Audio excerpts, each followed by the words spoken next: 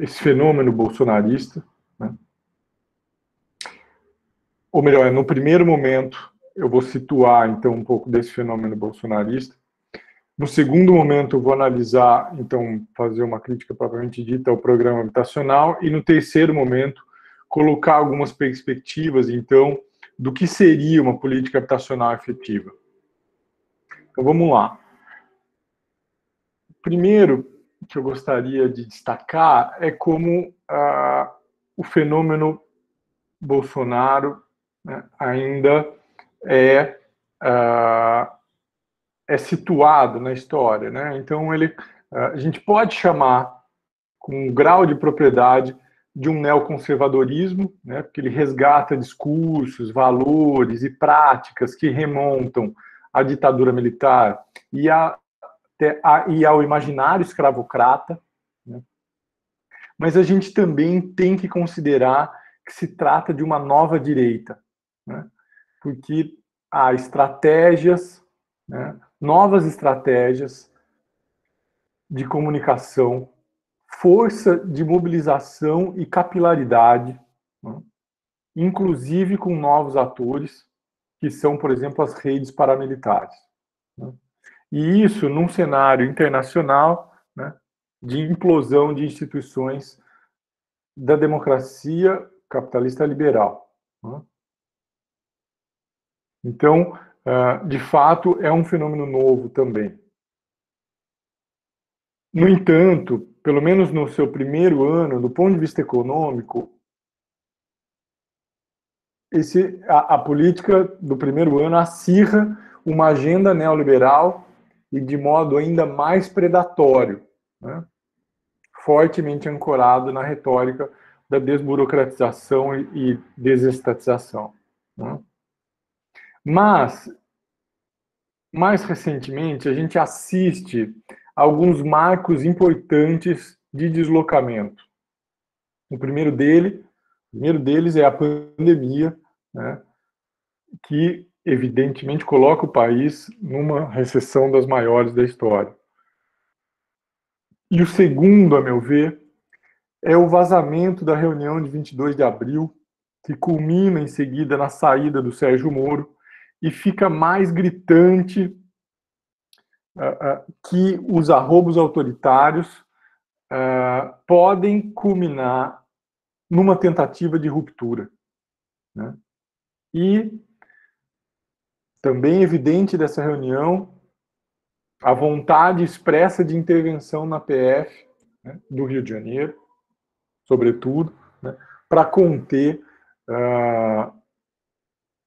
as investigações diversas aí que eu não vou entrar nesses fatos. Mas o fato é que há um desgaste muito grande naquele momento e se tem um deslocamento, então, se no primeiro ano o Poder Executivo estava mais isolado e com muito pouca articulação com o Legislativo, com essa virada de 22 de abril, se sente que é preciso, e aí o deslocamento é passar a conceder cargos ao Centrão, né? Então há uma base agora no Centrão, com liberação de verbas para emendas parlamentares, né? E uma outra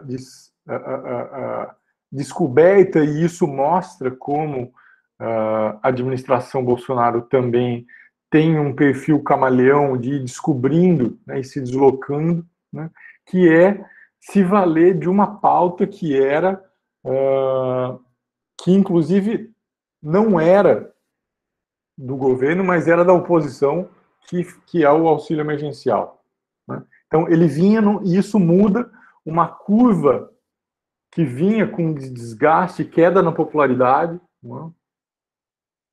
E consegue, com esses fatores, mudar essa curva, né? Então, e uma atenção em especial a esse auxílio emergencial, né, para atender necessidades muito reais e urgentes, né? Vale mencionar, sobretudo nas regiões norte e nordeste, né? Onde o bolsonarismo tinha pouca adesão e popularidade. Então, estou fazendo essa digressão para a gente entender que essas características e esses deslocamentos, eles aparecem nesse novo programa Casa Verde e Amarela, né? Na chave, e o que o Jorge já disse em alguma medida, e essa me parece a chave de análise mais razoável, que é a das continuidades e descontinuidades. Porque, do ponto de vista da política habitacional, ela ainda está, sobretudo, na chave das continuidades, né, que seguem linhas que já vinham ocorrendo com o governo Temer e mesmo com o governo Dilma, né? Então, desde o governo Temer, a gente já assistia um aumento do teto das faixas, né, e um corte expressivo e dificuldade para a aprovação das faixas de menor renda, né? E aí um corte a zero da linha Minha Casa Minha Vida entidades, nas quais estavam as organizações populares, né? E, diga-se de passagem, isso já se acentua no governo Temer, mas já era algo perceptível no fim do governo Dilma, a tendência a operar acima da meta na faixa 2 e 3 e abaixo da meta na faixa 1, que é a das famílias de menor renda, até R$ 1.800, no caso do Minha Casa Minha Vida. Então, isso se acentua nesse programa, né, de, claro, cortar a zero uma linha em entidades e cortar as linhas de menor renda. No entanto, ao que tudo indica, ainda com uma certa sensibilidade com a região norte e nordeste. Um outro ponto defendido por eles é a redução, né, da taxa de juros anual, e vou mencionar o que isso significa daqui a pouco. Um outro ponto importante é que, e é isso ainda, né, a gente está entendendo aí como uma zona cinzenta, né, nos termos de outros comentadores, é essa que também segue alguns marcos que vinham do governo Temer, que aponta para uma privatização de processos de regularização fundiária. Então, a gente ainda não sabe bem onde isso vai dar, quais vão ser os mecanismos, mas existe aí um destaque para a regularização fundiária, né, que, enfim, aponta para para uma privatização desse processo de regularização fundiária. Um outro ponto que aí vou deixar, até não vou entrar tanto nisso e ainda estou entendendo um pouco melhor, são esses processos de securitização, né, para estabilizar, garantir uma estabilidade, né, ao mercado financeiro, né, a participação do mercado financeiro na política habitacional. Isso também é algo que já se tinha se desenhado desde o governo Dilma, enfim. E um outro ponto também muito importante é o caráter anti-urbano do programa Casa Verde e Amarela, que, no limite, se remete às origens do Minha Casa Minha Vida, né? Anti-urbano na medida em que você tem como grosso do programa essa produção de unidades habitacionais distantes das áreas urbanizadas, né, em que a localização e o projeto são definidos pela iniciativa privada. Então, o que a gente vê são essas caixinhas de fósforo feitas, vale lembrar, em que 50% dessas construções trazem vícios construtivos, né, porque a iniciativa privada brasileira beira aí ao incivilizado, né? Então, o que eu diria, de modo mais contundente, é que nós não podemos nem chamar isso mais de política habitacional. O que você tem é que a produção de moradia ela é um pretexto para a reativação de mercados. Novamente, o Estado como indutor na recuperação econômica de setores considerados estratégicos que fazem negócio com a terra urbana. Setores que extraem juros, lucros e rendas. Então, esse é o ponto. A política habitacional ela é um pretexto. Chamar de política habitacional a produção de moradias é um pretexto, um álibi, porque a gente já sabe, pelo Minha Casa Minha Vida, que quando ele deu muito certo, ele produziu 5 milhões de unidades habitacionais e o déficit continuou no mesmo patamar. Ou seja, era um boom imobiliário tamanho que o que acontece é só, e a gente pode conversar isso depois, eu teria que entrar muito nisso, mas o que acontece é que o déficit ele desloca por o ônus excessivo com o aluguel, que foi o que aconteceu de 2009 a 2015 com o Minha Casa Minha Vida, quando ele estava dando muito certo. Ele cai na coabitação familiar, ele cai nas unidades de extrema precariedade, mas ele aumenta no ônus excessivo com o aluguel. Então, para eu já ir aí caminhando para o fim da minha fala, para que a gente possa discutir, então, fazer uma crítica que também não só negue, né, uma crítica assumindo aí que não basta dizer não. Um primeiro ponto para uma perspectiva de uma política habitacional efetiva é já nem operar com o critério do déficit habitacional, mas sim das necessidades habitacionais, porque o déficit ele também é um pretexto com o qual a burguesia, então, e, claro, seus agentes de legitimação das narrativas de que, puxa, falta muita casa, precisa produzir mais.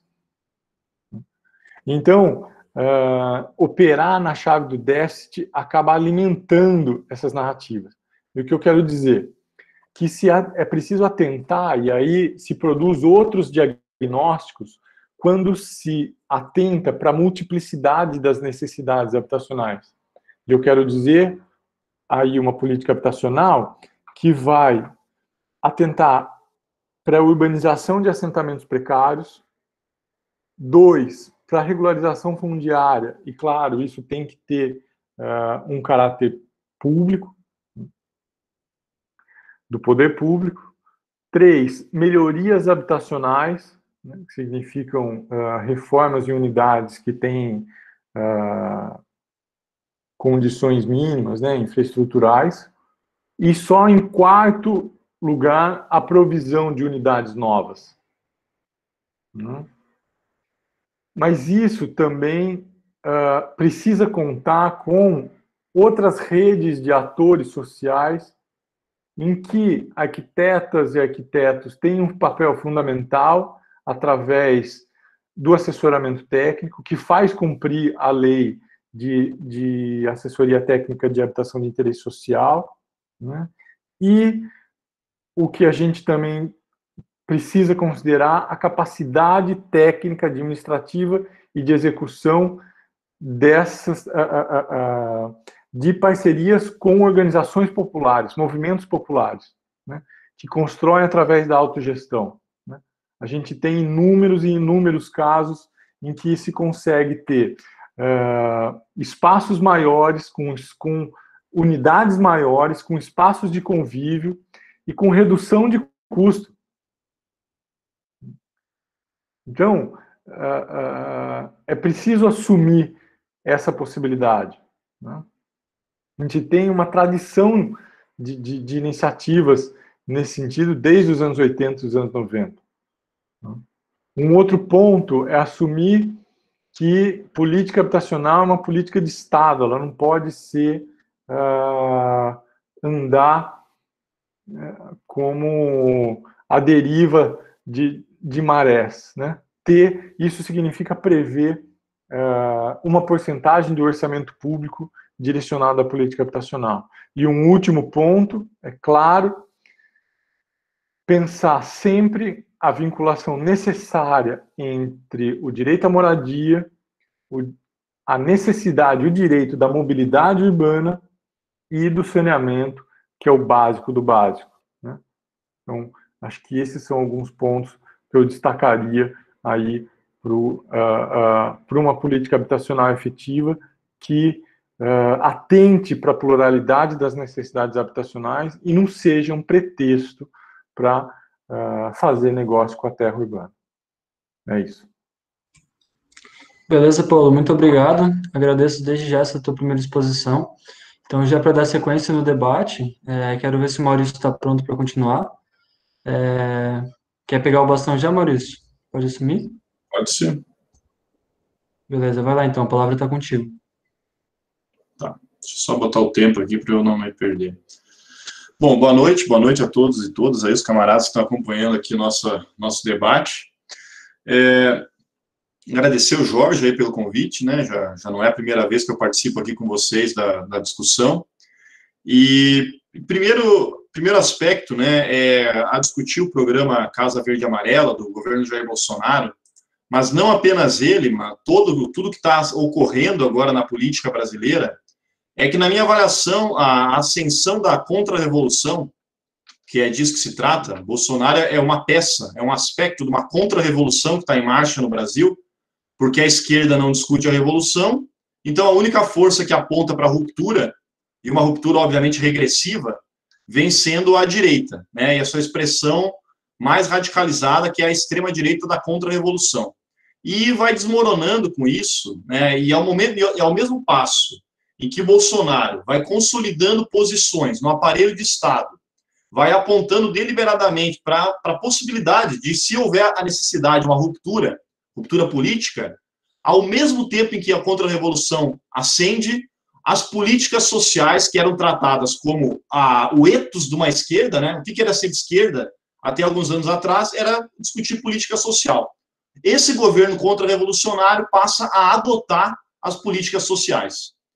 Diante dessa contradição, a esquerda hoje hegemônica do Brasil está completamente paralisada, está completamente incapaz de entender o que está acontecendo. E por uma questão muito clara, é que ela não entende que a política social, aquilo que ela assumia como o seu projeto, não tem nada de revolucionário.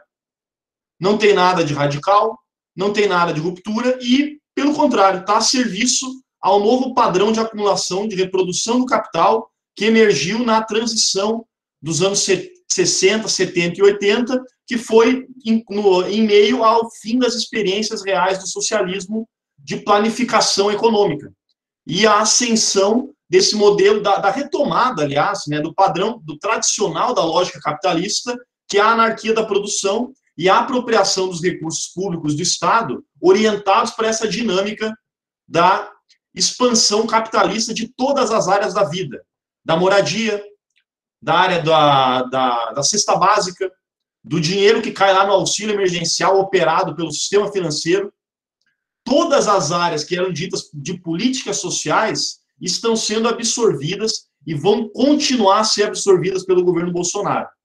Então, esse é o primeiro ponto, que a gente está diante de uma necessidade de ruptura. E aí eu elogio ainda mais vocês estarem aqui já há bastante tempo discutindo campo, cidade e revolução. E se apropriando do Marx. Porque quem vai dar conta, gente, não é o Foucault, não é o Derrida, não é nenhum desses. É o velho Marx, o velho e bom Marx, e junto com ele o nosso camarada tão proscrito, que é o Lenin, que ia falar de um tal de imperialismo. Então eu queria iniciar com isso. Se a gente não retomar a essência do pensamento clássico, que é o objetivo de vocês aqui nesse grupo, a gente não vai entender e não vai conseguir dar uma saída para essa situação e vai continuar, na minha avaliação, pavimentando o caminho da ascensão da contra-revolução no Brasil e no mundo todo. Porque é disso que se trata. A contra-revolução faz política social. E no caso da habitação, eu queria iniciar a minha discussão aqui mostrando um caso, uma questão muito concreta. Moradia popular não é contraditória ao tema da acumulação de capital. Certo? Não há contradição entre ampliação de moradia popular e a acumulação capitalista. Pelo contrário. Pelo contrário. Óbvio que é, como o Jorge até me falou, né, relembrando Engels, né, uma casinha, uma hortinha, uma porcaria de uma moradia que não dá nenhuma capacidade do sujeito se colocar como um ser humano, né, emancipado. Não é disso que se trata. Certo? Mas o capital pode fazer, e eu vou dar claramente aqui, a contra-revolução faz. E qual foi o primeiro ato disso, na minha avaliação? A própria ditadura militar. Se a gente não entender o sistema habitacional que temos hoje, que é isso que o Colosso colocou aqui, né? A vinculação do imóvel, a dinâmica da especulação imobiliária, não é a plena mercantilização da terra, toda a terra objeto de compra e venda, e, portanto, regulada pelo mercado, condicionada por todos os elementos do mercado, desde o nível salarial até a taxa de câmbio, certo? Até a taxa de juros. Então, tudo isso vai delimitando o mercado imobiliário. Então, quem que estabeleceu esse mercado imobiliário? Por isso que é importante entender as origens disso, certo? Quem estabeleceu esse mercado imobiliário, na forma moderna como temos hoje, plenamente inserido a dinâmica da acumulação de capital em escala global, que não é só uma acumulação de capital em nível cerceada pelos limites nacionais. E quando a gente fala desse programa agora do Bolsonaro, que é jogar de forma deliberada, que aliás é tudo, né? A Previdência é o mesmo projeto, é titularizar toda e qualquer propriedade, ou verba de movimentação, não é nem só propriedade física, né? Mas também, por exemplo, o salário dos trabalhadores, titulariza tudo. Tudo passa a ser objeto de enriquecimento futuro, né? Que é o que na prática o que é esse mercado financeiro, que todo mundo vive falando, é o comprometimento do presente e do futuro, certo? É isso.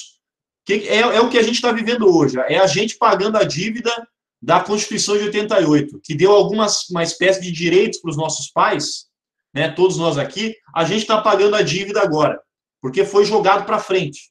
Apenas isso, para ser pago lá na frente. E a ditadura vai ser o primeiro elemento de articulação e consolidação desse mercado imobiliário moderno, submetido plenamente à compra e venda da terra e da mercantilização das propriedades, né? E a ditadura faz isso como? Com um amplo processo de ampliação das moradias populares. Os complexos habitacionais que a gente tem nas grandes cidades brasileiras, os tradicionais complexos habitacionais, são frutos desse processo. Desde os complexos habitacionais das camadas médias, como, por exemplo, a Hercílio Luz aqui em Florianópolis. É um complexo habitacional, né, das camadas médias urbanas, ali produto dos anos 70. Justamente daquela expansão, aqueles paredões horrorosos ali, né? O aterramento, né, o soterramento do rio que ali passava e a expulsão dos moradores mais pobres para periferias mais longínquas. Esse processo já começa lá atrás, tanto nas moradias das camadas médias, quanto nas moradias das camadas populares, como, por exemplo, a Cidade de Deus, lá no Rio de Janeiro, que tem aquele famoso filme que todo mundo assiste, né? Como é que chama lá? É a Cidade de Deus, né? O nome do filme, aquele famoso, que é exatamente isso. Mostra aquele complexo habitacional no momento da ditadura e depois o que foi dar, certo? Qual que era a tônica da ditadura militar? Para fazer o complexo habitacional. Ela sequestra, e aqui que está a origem também do que é o Minha Casa Minha Vida, do que é o Casa Verde Amarela, que é o sequestro do fundo salarial dos trabalhadores para dar estruturação para um modelo capitalista vadio, que é esse modelo capitalista periférico, porque os capitalistas aqui dizer que tem risco, o negócio capitalista é uma piada de mau gosto, está tudo assentado no recurso público, que não é público em abstrato, é o recurso do fundo salarial dos trabalhadores. E qual foi o pilar que sustenta até hoje o sistema imobiliário brasileiro? A criação do Fundo de Garantia por Tempo de Serviço. O que foi o FGTS, gente? O FGTS foi a primeira contra-reforma trabalhista que a gente viveu num processo de desconstituição daquela ascensão dos direitos trabalhistas que o Brasil passou a viver na ascensão do movimento operário e o vínculo dele com o movimento socialista mundial. As vitórias das revoluções, que exigiam do capital uma entrega de algum planejamento urbano, né, para as camadas populares, inclusive. Isso começa a acontecer no Brasil com as moradias populares de maior vulto, já desde a década de 30, mas com o processo de urbanização se acentuando vigorosamente e a vitória da contra-revolução, quem que vai dar sustentação para essa expansão? O assalto ao fundo salarial. A criação do FGTS é dada na destruição da estabilidade de emprego. Fundo de garantia por tempo de serviço, o que é, basicamente? É o confisco de uma parcela do salário dos trabalhadores, utilizado para pagar a remuneração rescisória no momento que ele é demitido, daí por isso que ele possa... O que pressupõe que ele pode ser demitido? Antes disso, a legislação trabalhista brasileira não permitia a demissão. Ela tinha estabilidade de emprego relativa e absoluta, certo? O trabalhador, a cada 1 ano trabalhado numa empresa, ele ganhava 1 mês de aviso prévio, usando os termos de hoje. Após o 10º ano trabalhando numa empresa, esse trabalhador ganhava estabilidade permanente. Quem que era esse trabalhador, via de regra? Aqueles trabalhadores das multinacionais, altamente especializados da construção de veículos, que estava completando o 10º ano de estabilidade, porque não tinha rotatividade no mercado de trabalho. Porque precisava de uma alta especialização, pouca mão de obra, por isso que a ditadura vai expandir o sistema universitário, viu? O sistema universitário expandido, como a gente tem hoje, também é fruto das necessidades da expansão da acumulação de capital no Brasil. Certo? Para criar engenheiros, criar arquitetos, criar planejadores urbanos, certo? Para dar conta daquele processo dos anos 60, 70 e 80. Certo? E o FGTS, então, acaba com a estabilidade de emprego, permite a demissão, e o FGTS, só que o FGTS, meus camaradas, obviamente, ele é uma verba que recolhe todo mês do meu salário, só que eu só utilizo ele no momento da minha demissão. Então, nada mais fantástico do que pegar esse recurso e jogar no cassino, né? Mas não no cassino em abstrato, jogar no sistema de crédito que vai ser direcionado para as empresas capitalistas, que todas essas multinacionais da construção civil, que vão operar o Minha Casa Minha Vida, onde elas surgem? Da relação com o Estado, tá? Da ditadura militar, que se apropriava da terra. Pega Florianópolis, no caso. Tem um livro muito bom do Gert Schinkel, aqui de Florianópolis, que mapeou a fraude da reforma agrária. Da onde vem o capital dessas construtoras que vão operar o Minha Casa Minha Vida? Vem justamente do assalto ao fundo salarial e o assalto à terra.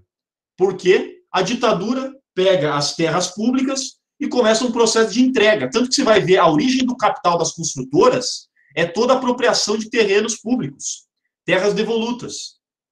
Os grupos empresariais de Florianópolis, VOA, Grupo Kirten, todos eles, o Grupo Querich, todos eles têm origem no capital da terra, né, que foi dado pela ditadura. Então, esse vínculo orgânico entre as elites econômicas para a expansão da acumulação de capital e as elites da famosa aristocracia, né, que vai se apropriando desse solo, e esse solo, quando passa a ser mercantilizado, ele passa também a ser objeto de capitalização desses grupos e direciona esse capital para, inclusive, edificar esses territórios, certo? E começa, então, a expansão. Então, é um vínculo orgânico. Então, o que a ditadura vai fazer com todos esses processos?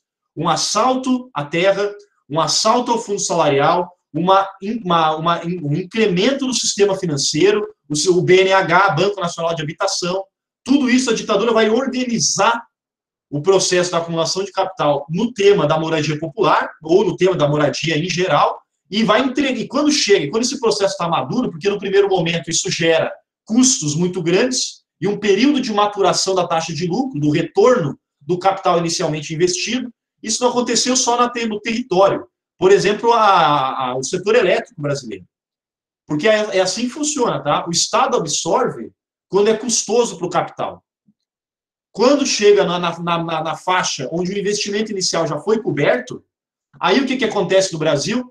Os processos de privatização dos anos 80 e 90, que é entregar aquele setor, e aí que muda a lógica. Já não é mais o planejamento urbano, o Estado absorvendo essa pecha, primeiro porque já passou o período do custo alto sem o retorno, já foi coberto o retorno, o grosso do investimento já foi dado, certo? E o segundo momento fundamental é de que as experiências socialistas e a derrota dos trabalhadores histórica já não impunha mais ao capital a organização desse processo né, para controlar as massas urbanas num processo de cada vez maior urbanização de todas as nações. Né? O Brasil hoje, 90% da população é urbana. Então, há uma preparação. Então, o que eu quero colocar nessa dinâmica que o Jorge levantou e que o Paulo Colosso também colocou, né, é a continuidade do processo, certo?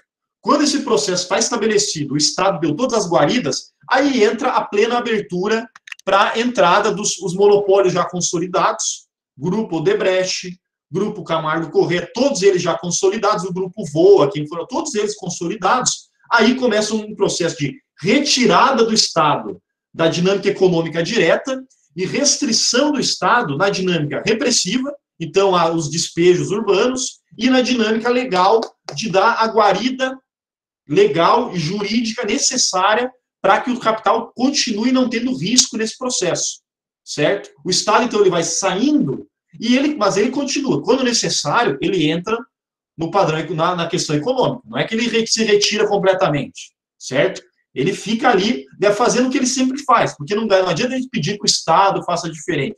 Esse Estado burguês é o Estado da defesa da propriedade privada burguesa. E ele vai fazer isso mesmo. Esse é o papel dele. Então, o que eu colocaria é essa continuidade, para a gente entrar no programa Minha Casa Minha Vida e agora no Casa Verde e Amarela. Entra em outra fase, onde esse sistema, toda a totalidade burguesa no Brasil, a totalidade das relações capitalistas já está estabelecida, certo? Já está estabelecida. Já tem o sistema de crédito, já tem a plena mercantilização do solo, já tem os monopólios da construção civil colocados. Então, a partir disso, qual é a tônica? Né?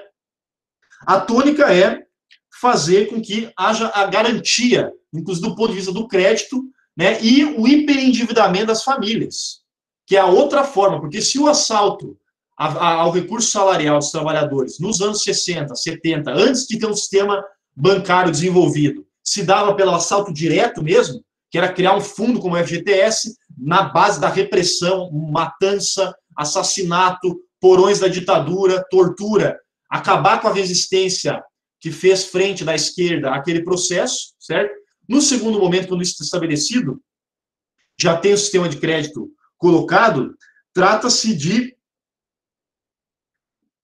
dar a garantia para que isso continue ocorrendo, certo? E, de outro lado, também, certo?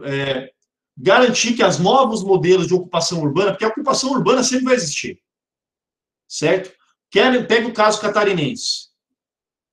Aprovar a contra-reforma da Previdência, né? Nós temos em Santa Catarina 181 estabelecimentos agropecuários no nosso estado, certo? 72 mil não dependem mais da comercialização do produto agrícola, não é a principal receita. A principal receita é previdência rural e emprego urbano. Essa massa, diante da crise, vai de novo para a cidade.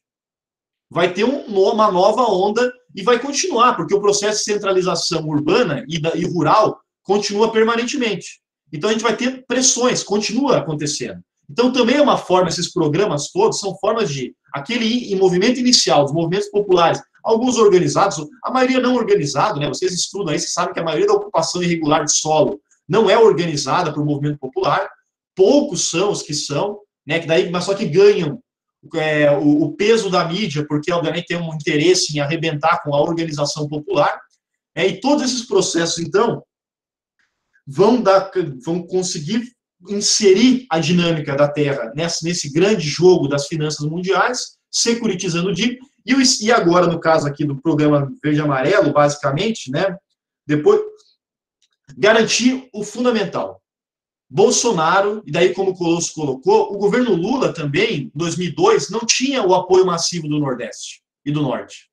É só pegar o mapa eleitoral, e estou falando do estudo do André Singer, que inclusive é um quadro do petismo. O governo Lula vai ganhar o apoio da pobreza a partir do momento que opera a máquina do Estado. E aqui que está a armadilha. Porque o governo Bolsonaro vai ampliar a popularidade na pobreza. Porque o governo Bolsonaro vai operar a máquina do Estado. E não tem nada que dê mais força para um governo do que regularização imobiliária. Certo? É só a gente pegar a dinâmica eleitoral de Florianópolis, por exemplo. Pega os morros do maciço do Morro da Cruz. Eles votam na família Amin. Por que vota na família Amin? Porque a família Amin foi quem conduziu o processo de regularização imobiliária nos anos 80, quando a família Amin era hegemônica na cidade. As comunidades mais longínquas, dos ingleses, de Canasvieiras, elas votam no PMDB. E agora no Jean Loureiro, que saiu do PMDB, mas manteve lá os cupincha, né? Por quê? Porque foram processos de regularização imobiliária do década de 90 e dos anos 2000, onde o PMDB ascendeu como força hegemônica. Então, meus amigos, o Bolsonaro vai ganhar força na pobreza. Certo? Vai ganhar força na pobreza porque é possível fazer um processo de regularização imobiliária, inclusive porque é útil para a acumulação de capital, como o próprio Colosso colocou. Né? O programa ele vai atuar em pequenas melhorias que vai movimentar as multinacionais que nem mais produzem no Brasil, mas que importam insumos para fazer reformas urbanas, vai garantir alguma entrada de saneamento básico via capital privado, que já está vindo, o grosso disso. Então, a gente vai ter que ter clareza que essa dinâmica da ocupação da terra, orientada por esses monopólios produtivos, pelo sistema de crédito e pelos programas sociais que dão guarida a tudo isso, os programas sociais é quase como se fosse um lubrificante da engrenagem do capital. Na prática é isso. E não estou dizendo que o programa social não pode ser feito, tá? Mas aí tem que colocar daí para mim o central diante de tudo isso, para finalizar, que já estou me estendendo aqui, Jorge, é o tema do poder político. O tema do poder político é central. A gente tem que articular o tema da terra com o tema do poder político. Certo? Se não houver a conquista do poder político, a gente não vai conseguir operar a máquina, porque a máquina do Estado hoje, infelizmente, está na mão da contra-revolução. Os programas sociais, cai a ilusão de que ser de esquerda é defender programa social. Ser de esquerda não é isso. Tá? Ser de esquerda é discutir revolução social, fim da propriedade privada, e aí sim discutir o tema da terra e da moradia.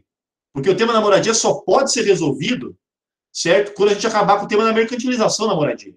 Enquanto houver mercantilização da moradia, você pode até dar acesso à terra. O que vai acontecer? O acesso à terra, logo a terra vai encarecer, porque a dinâmica da especulação imobiliária vai comandando. O manezinho da ilha que mora no Campeche vai ver que é muito racional economicamente entregar a terra dele, incomodato para uma grande construtora, ficar com 2 ou 3 apartamentos, certo? E daí mas como ele vai perdendo salário, ele vai se endividando, ele vai se quebrando, e daqui a pouco ele vende 1, vende 2, vende 3, em 2 gerações acabou a propriedade. Mas, economicamente, no primeiro momento, é muito racional economicamente. E é essa dinâmica. Não precisa tanta porrada como foi na década de 60. Está tudo já modelado. E a gente, então, qual é a nossa questão fundamental? É entender que há, obviamente, um limite nisso tudo, porque vai continuar a ocupar, o nível da ocupação urbana é maior do que a capacidade do Estado de dar conta para isso. Né? Racionalmente é muito maior. Então, se é para discutir o tema da organização da mobilidade popular, não pode se restringir no acesso à terra. Direito à cidade e acesso à terra é muito limitado. Tem que incorporar isso numa lógica de conquista do poder político, revolução social, né? Por isso que o tema de vocês é a revolução. Apenas aí a gente pode quebrar as engrenagens desse sistema que foram construídas desde a contra-revolução da ditadura militar, se modernizaram e se ganharem robustez no período democrático, e agora retorna pela faceta da contra-revolução, sem nenhuma contradição com o que foi feito nos governos ditos populares. E a gente, enquanto esquerda, não pode alimentar essa ilusão, porque 2, 3, 4, 5, 10 anos alimentando isso e achando que defender o auxílio emergencial é a pauta da esquerda, é pavimentar o caminho para a ascensão da contra-revolução, que inexoravelmente vai vir diante de uma crise do capital que é profunda e que vai exigir mudanças radicais. A gente precisa dar um salto de qualidade na nossa discussão política. Obrigado.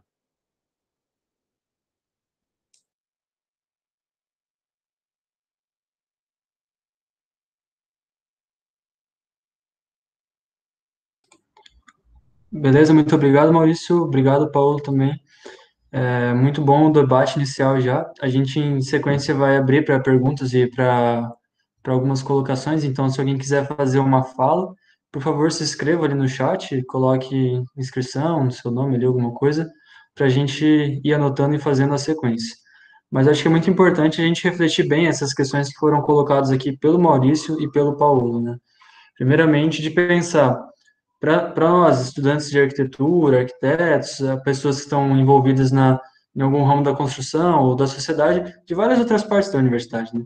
Pensar a crise que a gente está envolvido enquanto estudantes hoje é pensar a situação que a gente quer para um país, para uma futura discussão. Por isso eu pego essa parte final do que o Maurício coloca, da discussão de poder, discussão de tomar o poder, que é algo fundamental. Porque para nós, que hoje somos estudantes, quando a gente vai olhar os dados, o número de desemprego, da situação do trabalho, tudo isso é alarmante, assim, a produção, a arquitetura, por exemplo, produz 12 mil arquitetos por ano, e num país que hoje já tem quase 200 mil arquitetos, sendo que há 10 anos atrás era 100 mil. Praticamente dobrou o número de arquitetos em 10 anos, e ainda assim, 93% da população não tem acesso a esse profissional. Além disso, a gente vê, como a gente viu aqui agora na discussão, que a forma da burguesia resolver esse problema, a forma da burguesia resolver esse problema, é dessa forma mesmo, né? Não passa por debate, esses sonhos que a gente às vezes idealiza na universidade, de debater, eu acho que está travando. Vou pegar daqui então.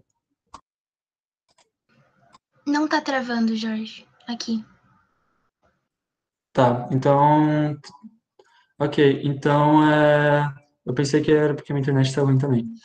Então, para a gente que hoje quer discutir a questão da habitação, a gente tem que ter essa ideia, tem que ter isso em mente, que passa principalmente pela questão de discutir poder.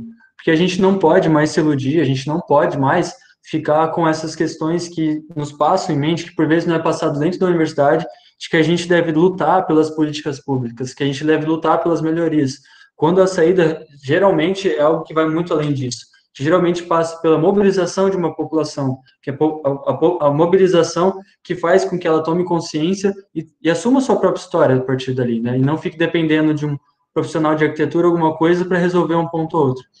A resposta do Bolsonaro, isso tudo está sendo bem claro. Eu posso fazer. Ele está dizendo, eu posso fazer, eu posso entregar a casa, eu posso fazer a regularização fundiária, que ontem era a pauta da esquerda, a habitação popular, que ontem era a pauta da esquerda, eu posso fazer a habitação de interesse social, a questão técnica também, eu posso fazer uma reforma na casa para vocês, e isso para mim vai ser muito positivo, isso para mim vai aumentar minha popularidade, e quando eu fizer a reforma, a regularização fundiária, eu vou estar aumentando ainda mais o poder do capital no meu país, que é a relação de que, quando a pessoa tem o título de propriedade privada da terra, o que ele pode fazer? Ele pode colocar a sua casa como forma de conseguir um empréstimo com um banco.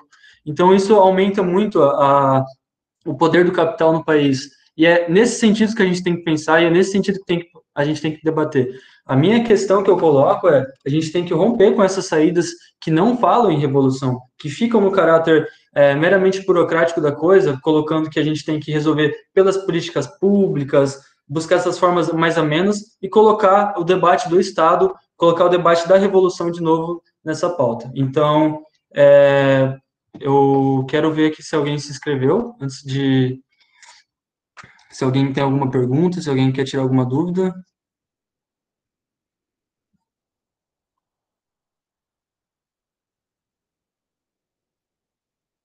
Tá. Foi colocada uma dúvida aqui pela Helena Marchisotti, que gostaria de saber o que vocês pensam sobre direito de uso versus direito de posse na discussão da propriedade, porque acho que direito de uso retira a casa do mercado. Então, não sei se alguém, Paola ou Maurício, tem esse debate e quiserem responder. Daí, então, a gente permanece também para inscrições, não sei se alguém tem...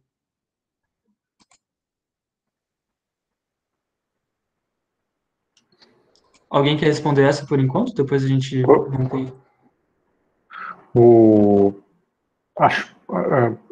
Helena, acho bem interessante a sua colocação, é um debate importante realmente, né, sobre o direito de uso, e isso está previsto, por exemplo, nas propostas de locação social, né, em que você, então, não passa o título de propriedade, mas o direito de uso. Acho uma proposta ousada e acho que ela vem, e aí é um pouco na linha do que eles estavam falando, eu acho, né, de que a gente entender, então, a política habitacional e a política urbana como um todo, num movimento de construção de poder político, né, de poder, e aí de uma transformação radical, né, em que aí sim se prevê uma, podemos dizer, uma rede de organizações da sociedade, de organizações populares, né, que aí desde baixo são capazes de construir essa cultura política também, né, que pode dar conta de romper com um ciclo de acumulação, de transformação do solo em negócios, né? Mas isso, de fato, precisa ser colocado como uma proposta ousada e não solitária, né? É isso que eu acho que é a linha do que eles estavam comentando. Enfim, acho que é isso. Depois eu... Beleza, Paulo, muito obrigado. Maurício abriu o microfone, quer fazer algum comentário ali?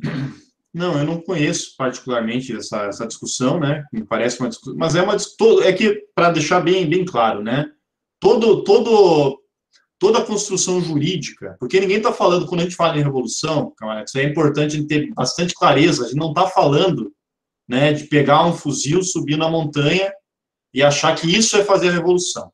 Tá? E não está falando também achar que é fazer uma barricada, né, porque as barricadas, inclusive, vocês que estudam urbanismo sabem como foi a criação dos boulevards, né, parisienses, e para que eles serviram, e por que Brasília é daquele jeito. Né? Quem já foi numa manifestação e pode botar 200 mil em Brasília, que você não vai tomar o poder com 200 mil em Brasília. Não adianta, certo? Então, a principal meio político é a gente por dentro da ordem contra a ordem. Essa é a única forma possível atualmente, certo? Então, aliás, me espanta a forma como se mercantilizou, inclusive na publicidade, né? Que o jovem ele tem que ser, o jovem rebelde. Você vê que ele já virou uma mercadoria, inclusive, uma mercadoria publicitária. Né, que é aquele cara bem o perfil que vai para a manifestação, para barricada, tal, mas não resolve nada, né, porque fica só batendo no vazio. Então, todos esses instrumentos jurídicos são importantes. O direito, a função social da terra, que, aliás, mas só que estão todos sendo meio limitados, né? Que uma das toadas também do governo Bolsonaro é construir a contra-revolução fechando instrumentos jurídicos para poder fazer o movimento popular avançar. Então, todas essas dinâmicas jurídicas são importantes, não é negar isso. Mas acho que a grande questão, que pelo menos eu estou colocando aqui, que eu acho que é importante, né, é que a gente tem um programa ideal, máximo, né, que é a única maneira de combater essa forma de ocupar o território, essa forma de construir moradia, é fazer a revolução social e mudar o modo de produção, certo? E aí acabar com a mercantilização do solo, acabar com a compra e venda de imóveis, tudo isso que a gente coloca, acabar com a construção via construtora. Acho que a ideia do Paulo, dos mutirões, né, mutirões de construção é fundamental. Imagine só, conquista do poder e o momento de desemprego, mutirões de construção, uma política de emprego fabulosa, certo? Para geração de emprego, garantia, né, de trazer os trabalhadores para um processo revolucionário, mas tudo isso é necessário discutir isso. O que antecipa isso é a discussão do Estado do poder. E a gente não pode ter inocência na discussão do Estado do poder. Eu acho que a esquerda vai ter que perder a inocência, né, em relação a isso, porque a esquerda hoje está muito baseada num programa bonito, mas que não consegue passar pelas etapas necessárias da conquista do poder político. Então, hoje, o que eu diria que é fundamental? É usar os instrumentos jurídicos de forma organizada. O movimento popular pela terra, ele é fundamental, mas onde me parece que é o central hoje, muito importante, é nas camadas da classe trabalhadora que não tem nenhuma capacidade de se beneficiar das políticas sociais do governo Bolsonaro. E não é pouca coisa. Você tem, por exemplo, o setor da juventude. A juventude, via de regra, não vai se beneficiar, especialmente a juventude de classes médias, que é das camadas intermediárias. Essa vai sofrer a pancada que vai ser do governo, porque quando amplia o programa social para a especulação da terra, é o aluguel que vocês pagam aí no entorno da universidade que aumenta. E quando acaba a aula presencial por conta da pandemia, quase que ninguém fica no entorno do universitário porque não consegue bancar a receita, a verba do aluguel, certo? Então, essas camadas estão amplamente prejudicadas pela política do Bolsonaro. Outro lado, setores públicos em geral, trabalhadores do setor público em geral, via de regra, estão amplamente prejudicados, porque mesmo que tiver um crédito imobiliário, não tem capacidade de verba salarial, porque o que está acontecendo é uma reforma administrativa, é o arrocho salarial, são os setores da classe trabalhadora tradicional brasileira, bancários, metalúrgicos, etc., etc., etc., que não tem como resolver. Então, eu estou defendendo uma coisa que não é popular hoje, estou constantemente defendendo isso, é de que a luta pela moradia ela tem que ser auxiliar à luta central do movimento sindical organizado pelo tema do trabalho. Ela só pode ganhar força, ganhar ímpeto e não cair nas armadilhas se ela estiver vinculada com uma vanguarda política que esteja ter clareza onde é possível dar uma resposta.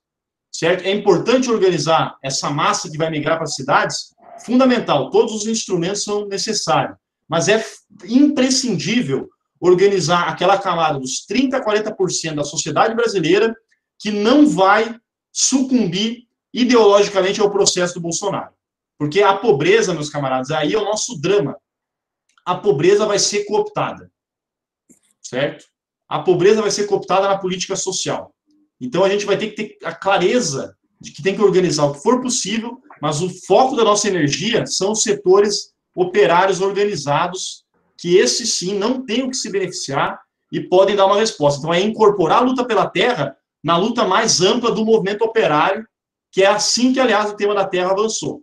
Certo? A Aliança Operária Camponesa, tudo isso é fundamental. Se não retomar essa pauta, que foi fundamental a aliança da vanguarda urbana cubana com os camponeses, óbvio que não na dinâmica do campesinato lá dos anos 40, 50, 60, não é mais disso. Mas é essa aliança que é fundamental, desses setores em amplo processo de lumpenização, com a vanguarda operária, que é essa que pode dar direção. E a juventude tem um papel fundamental.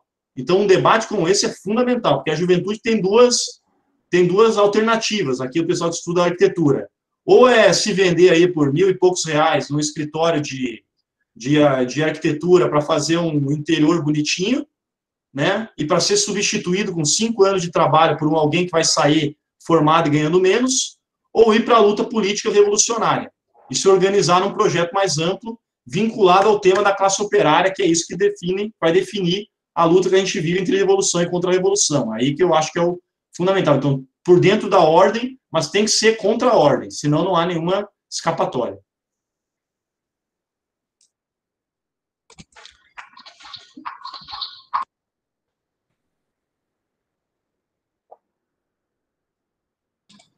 Maravilha, camaradas. Muito obrigado. Obrigado, Paulo, de novo. Obrigado, Maurício. Não sei se o pessoal tem mais alguma dúvida para tirar ali, quer fazer mais algum comentário. É só se inscrever ali no chat, o espaço está aberto para falas e intervenções. Vou esperar alguns segundos aí, até alguém se manifestar.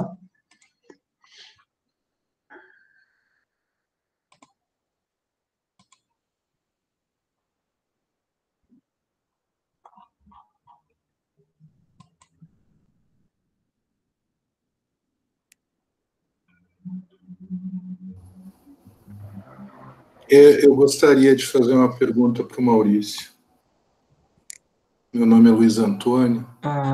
Luiz, só um segundo, desculpa interromper, o teu microfone está fechado, eu não estou te ouvindo. Eu achei que tinha aberto ele, não abriu? Desculpa, agora fechou e agora abriu de novo, né? Então eu queria fazer uma pergunta para o Maurício em relação a essa ideia e essa discussão do movimento operário organizado.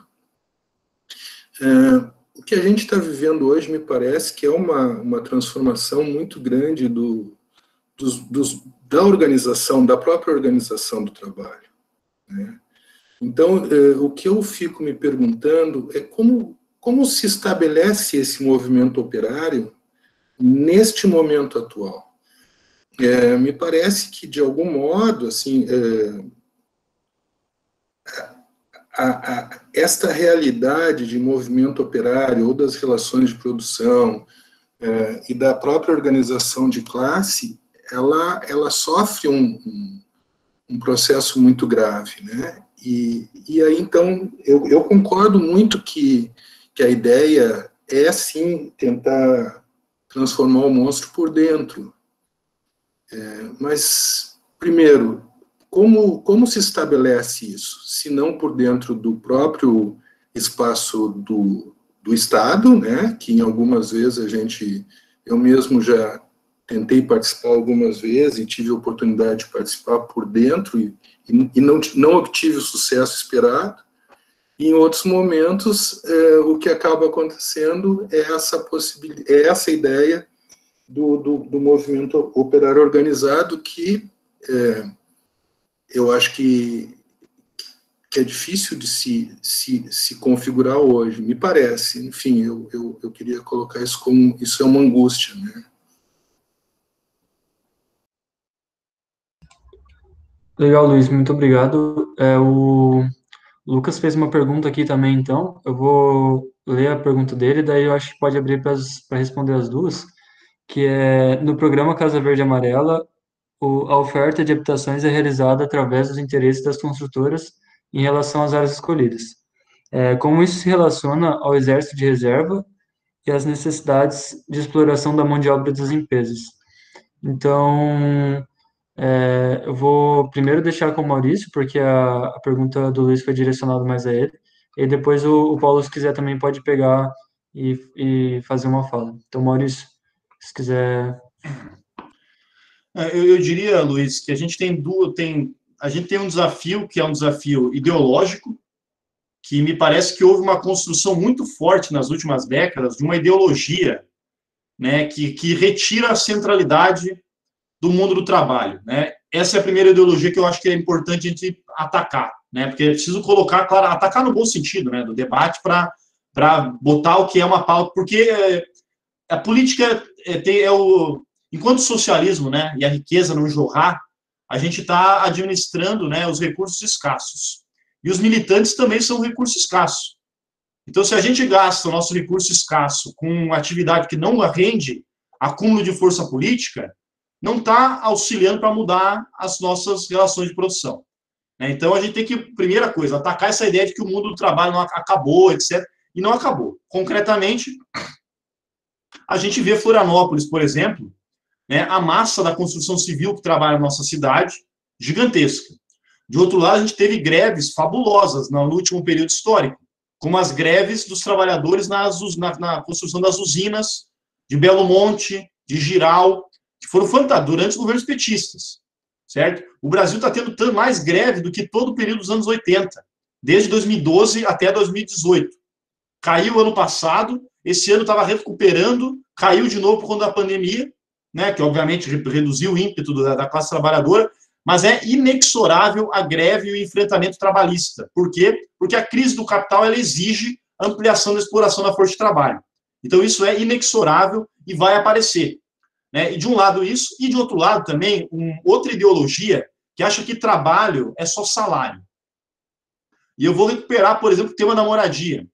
O movimento operário do final do século XIX e início do século XX, onde ele fazia a organização popular? Nos bairros. Onde está a classe trabalhadora? Você acha que é do meio da fábrica que o trabalhador se organiza? Dificilmente. A fábrica é o espaço da exploração. O títere do opressor, o chicote do feitor está nas costas do trabalhador. É no período livre. E, aliás, nada mais fabuloso do que botar essa indústria cultural na cabeça da classe trabalhadora. Porque o período que ela está com tempo livre, que ela pode pensar uma só organização política, está sendo liquidado. Né? Está sendo liquidado pelo Netflix, pela Rede Globo e a novela, e essas porcarias aí que, obviamente, quem está assistindo Netflix não está pensando a revolução e a organização política. Né? Até de vez em quando dá para assistir, mas toda noite, gente, comendo pipoca, é uma decadência completa, viu? Aí o Bolsonaro vai ganhar mesmo. Se a esquerda for isso, a gente está lascado, viu? Se engordurando com sebo lá, não rola. Então, outro ponto, o trabalho é muito mais amplo do que salário. Então, a gente tem duas ideologias para desconstruir. A primeira é de que o mundo do trabalho acabou, e as greves do último período mostrou que não acabou. E a segunda é de que o mundo do trabalho é só trabalho. É só relação de trabalho, um obreirismo que não dá conta de nada também. Então, é preciso discutir mais amplamente. E o principal, daí, na minha avaliação, é vincular essas duas lutas ideológicas com a reconstrução de uma vanguarda política. A gente não teve, desde o fim, desde a ditadura militar, Luiz, desde o golpe de 64, o Brasil nunca teve uma vanguarda hegemônica que pautasse a revolução social. Nunca. O petismo, na sua origem, rapidamente abandonou o pouco que tinha de proposta nesse sentido. A ditadura eliminou uma geração inteira. E o que eu estou avaliando agora é que se completou o ciclo histórico da ditadura militar, certo? Porque o ciclo histórico da ditadura promoveu uma esquerda adocicada, que não dá mais conta. Porque não tem mais como. Olha a nossa geração, eu tenho 32 anos. Eu não consigo reproduzir nem o padrão de vida dos meus pais, que eram bancários sem ensino superior. Porque bancários sem ensino superior nos anos 80 tinha acesso à terra, que era barato, não era essa especulação imobiliária gigantesca como está agora, tinha estabilidade no emprego, porque não era o cassino da rotatividade, não estava constituído, não estava com seu salário comprometido com o endividamento tal como está hoje, o sistema bancário, e tinha, bem ou mal, uma guarida do serviço público construído no período anterior. Hoje não tem mais nada. Então, e daí a gente vai ter que... Daí, na minha avaliação, é um processo de construção de uma vanguarda política, que construa referências nas lutas concretas que vão acontecer, é da conjuntura. Tem uma reforma administrativa aí para ser aprovada, certo? Ano que vem vai continuar os arrojos salariais, vai continuar os pacotes de destruição de direitos trabalhistas e sociais. E nessas lutas, a gente tem uma disputa que é construir uma vanguarda política que, de novo, recoloque o que estava no pré-64, que era a Revolução Brasileira, a ruptura com a sociedade capitalista. Né? Então, eu acho que essa é a grande tarefa. Por isso que eu digo, todas as questões concretas são fundamentais. Salário, moradia, emprego e renda, aluguel, tudo. Sem isso, ninguém se move. Mas tem que estar vinculado com um horizonte estratégico de ruptura, porque senão a gente vai alimentar mais ilusões e vamos ser atravessados pelo momento que não dá mais pelas ilusões. E aí a contra-revolução ganha força. Então, acho que essa, para mim, é a grande questão. É uma luta ideológica, mas que tem que acumular forças, e a juventude é central, ainda mais porque a juventude está proletarizada. Não tem mais aquela juventude classe média que discutia esporte, cultura e lazer. A única coisa que queria era ir no show do Caetano e fazer bunda lelê. A juventude quer trabalho. É uma juventude diferente daquela juventude que saiu da ditadura militar. Então, é com essa juventude que a gente vai poder trabalhar com muita força, construindo referência política. Então, é uma luta política daí, que obviamente não se resolve em 1 ano e 2 anos. É uma luta de década. Né? E aí é um convite para ainda a nossa sorte, todo mundo que está aqui, que a gente tem bastante década aí pela frente, né? Várias décadas pela frente, e a gente pode ir. E quem tem menos décadas também vai ter que estar construindo essa luta, que é fundamental para a gente dar a guinada aí do que a gente está vivendo. Maravilha, camarada. Muito obrigado. Paulo? Obrigado. Acho que dessa resposta do Maurício eu tento só fechar com ele, que é isso, construção de espaços e elementos de dinamização, né, de aceleração desse processo. Acho que esse que é o nosso papel, onde a gente tiver, como ele falou, na universidade, nos territórios, não reduzir a luta pelo trabalho ao mundo do chão de fábrica. Né? Então, entender que a gente também passou por um processo de desindustrialização, mas isso não significa, pelo contrário, isso acirrou as condições de trabalho e de vida na cidade, né? E eu acho que é só, então, ampliar a nossa capacidade também de ler a luta de classe através da produção do espaço urbano, que eu acho que é um pouco isso que a gente faz aqui, né? E sobre o comentário do Lucas, é isso, né, Lucas?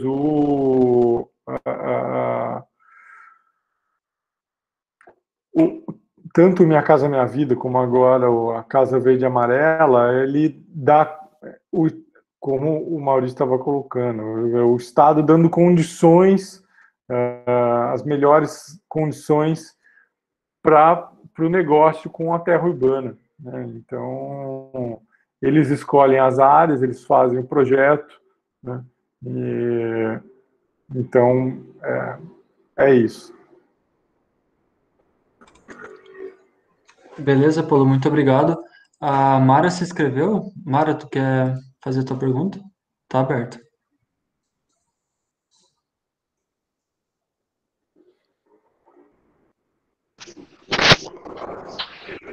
Boa noite a todos os palestrantes.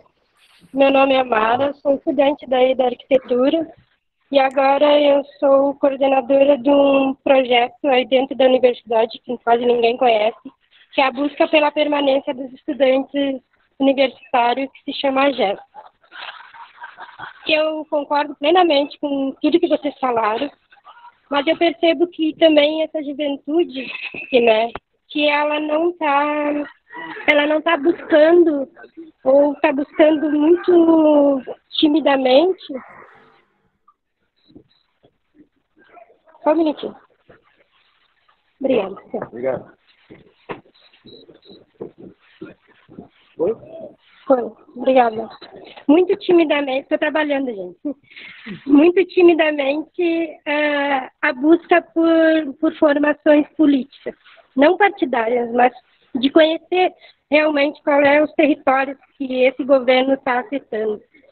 Tipo, a gente tem formações todas as sextas-feiras e todas as sextas a gente traz um representante de uma comunidade, um representante indígena, das comunidades quilombolas, dos movimentos negros unificados, e a gente percebe o quanto a gente está longe dessas realidades, né? E nessa busca eu percebi que tem 7,5 milhões de pessoas sem moradia. E aí o governo afirma em rede internacional que a culpa das queimadas é dos índios e dos povos lindeiros ou dos caboclos, né? E é um absurdo a gente ver esse tipo de declaração onde as queimadas são em grandes proporções que jamais um agricultor ou um indígena seria capaz de pôr fogo numa mata. A gente percebe também que o agronegócio, que o agro é pop, que ele não é pop coisa nenhuma, né? Que ele é um agente extremamente opressor, que é um extremamente excludente, né? E que está tomando conta realmente que a Terra, a Terra está tomando um valor muito alto. E aí as alternativas que esse governo está trazendo agora, elas são um jeito de manipular porque está vindo aí as eleições.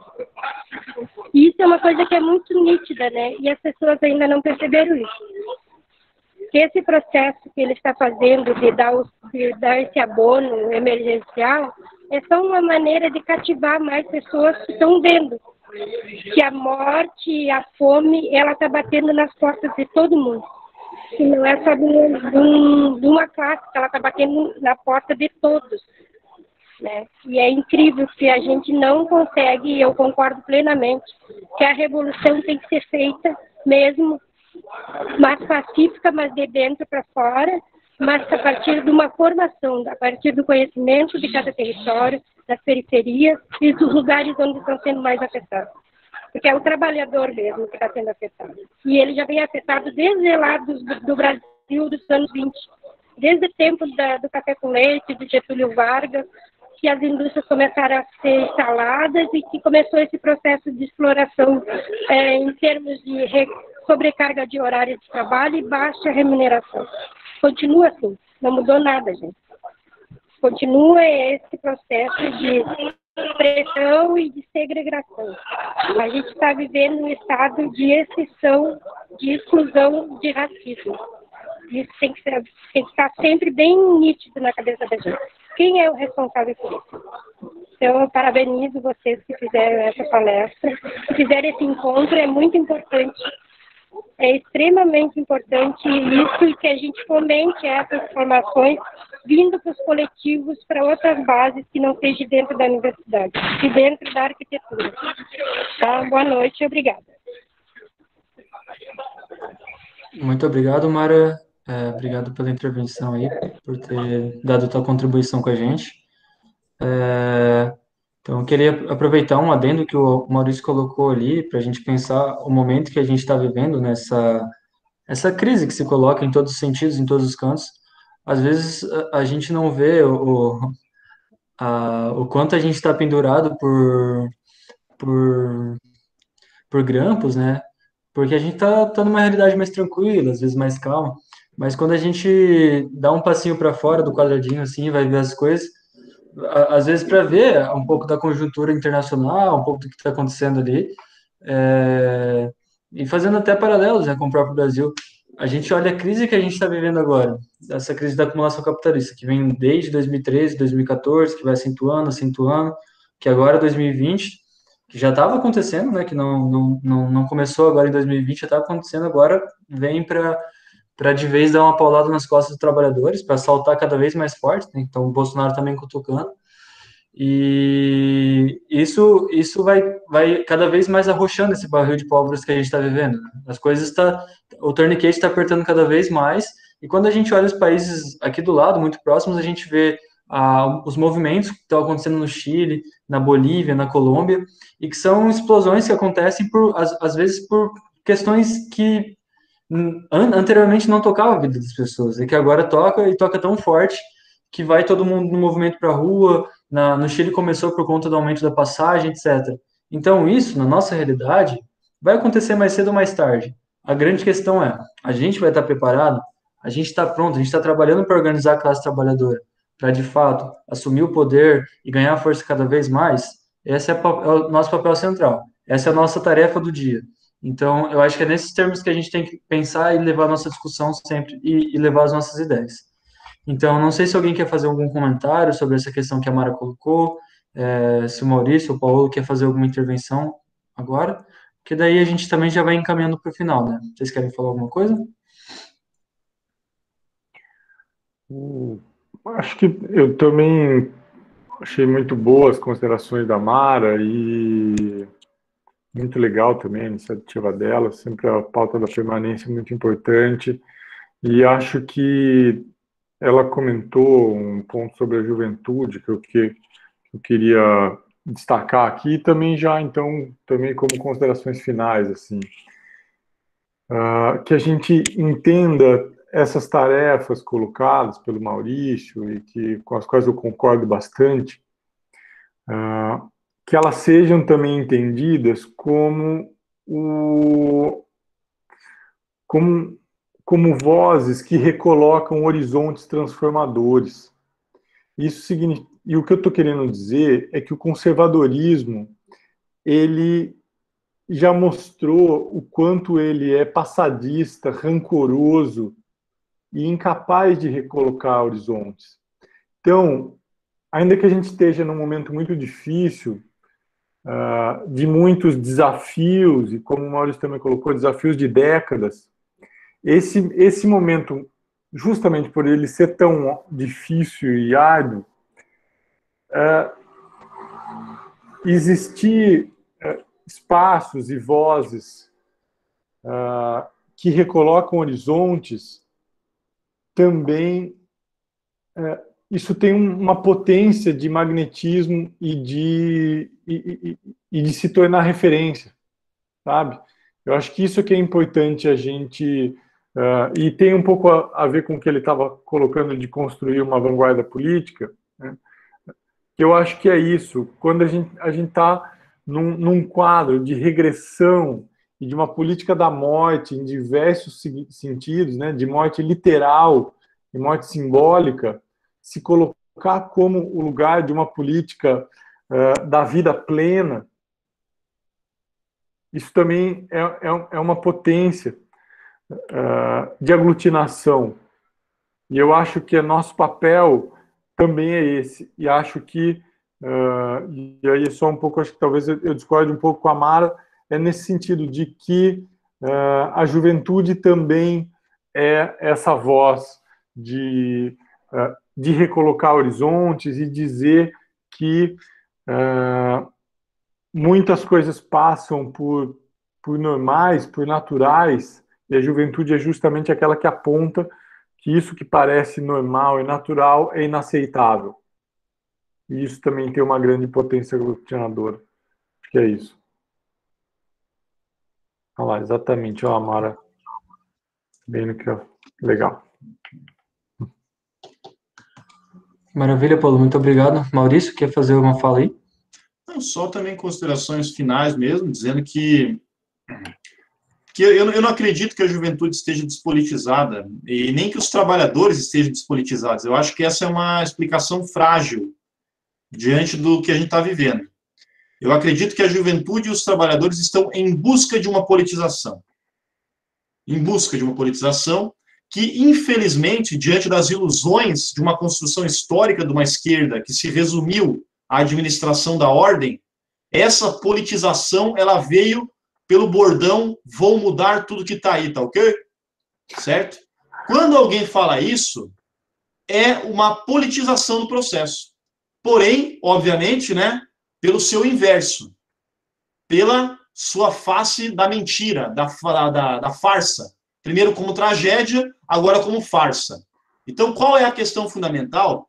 Esse mudar tudo que está aí, que a juventude embarcou, que a massa dos trabalhadores embarcou, o Bolsonaro, esse que está aí, não tem como mudar tudo que está aí.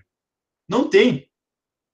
Ele vai continuar fazendo a política social que era feita antigamente, ele vai continuar fazendo a política de arroxo salarial que estava sendo feita há quase uma década, porque a crise do capital, no caso brasileiro, ela tá entre nós, graçando desde 2008, se intensificando em 2012 e se agudizando em 2015, certo? Então, está há bastante tempo, você tem quase uma década de crise no lombo do trabalhador. Então, o trabalhador foi em busca da politização. Politização, o que é? Entender o que está acontecendo e vocalizar, traduzir diante de uma vanguarda, né, aquilo que está no âmago, do seu sentimento do dia a dia, do aluguel que ele paga, que é horroroso, do tempo que ele chega em casa, tem que construir a própria casinha, né, com o material que consegue encontrar no lixão.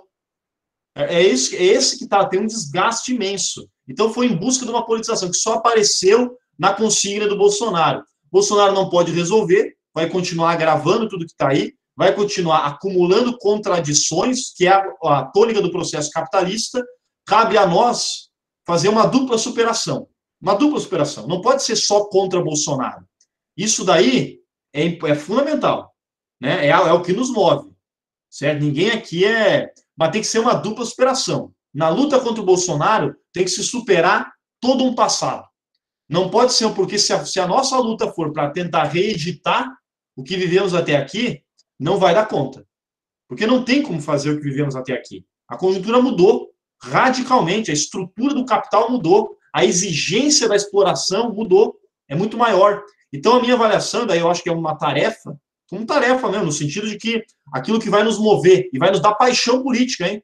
Paixão revolucionária, que nada move mais do que a paixão, do que o ímpeto de fazer as coisas, e tira a gente do sofrimento do Netflix, da pipoca.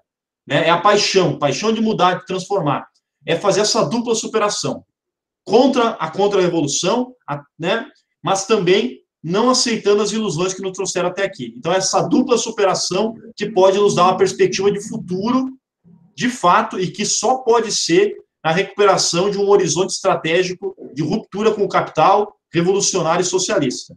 Isso que pode nos mover. E, a partir disso, a gente vai encontrar nossas saídas no tempo, porque não tem nada mais inexorável que não o tempo. E esse vai estar permanentemente contra a gente e a favor da gente, a depender do que a gente trabalhar nele. Então, é aí que está o central. O que vamos fazer diante desse tempo? Então, aí que entra a nossa capacidade de criar uma vanguarda política para fazer essa dupla superação. Então, obrigado aí, pessoal. E acho fantástico quando a gente faz, numa segunda-feira à noite, uma reunião com mais de 50 pessoas. Eu acho que é a busca de politização. É as pessoas buscando um caminho para além. Né? Ninguém está recebendo nenhum centavo aqui, ninguém vai receber, vai ampliar, vai ter um desconto no aluguel aqui, né? Mas a gente vai conseguir entender o que está se passando nas nossas vidas. Obrigado aí, Jorge, obrigado, Paulo, obrigado a todos aí da nossa momento aqui. Beleza, Maurício, beleza, Paulo. Então, agradeço aos dois aí pela exposição, pelo debate. Agradeço a todo mundo que ficou presente. Antes da gente encerrar, volto a convidar a todos aí para participar do nosso grupo também, né? O Campo Cidade de Revolução, participar dessa batalha nas ideias que a gente está tentando colocar, de inserir esse debate, de fazer essa politização, de colocar o debate de Marx, da revolução, dentro dessas questões que a gente está discutindo. Campo Cidade se discute com revolução. Então, vamos pegar as insígnias que o Tia colocou e levá-las a sério, né? Que é a tarefa da juventude principal é estudar, estudar, estudar. Então, esse é o nosso objetivo. Vamos estudar, também atuando em praxis, né? Buscando transformar essa realidade na qual nós estamos inseridos. Então, camaradas, muito obrigado. Não sei se alguém quer dar uma palavrinha antes da gente fechar, mas por aqui já agradeço a todos. E qualquer coisa é só entrar em contato. Boa noite a todos e fiquem bem. Boa noite, gente. Valeu. Valeu.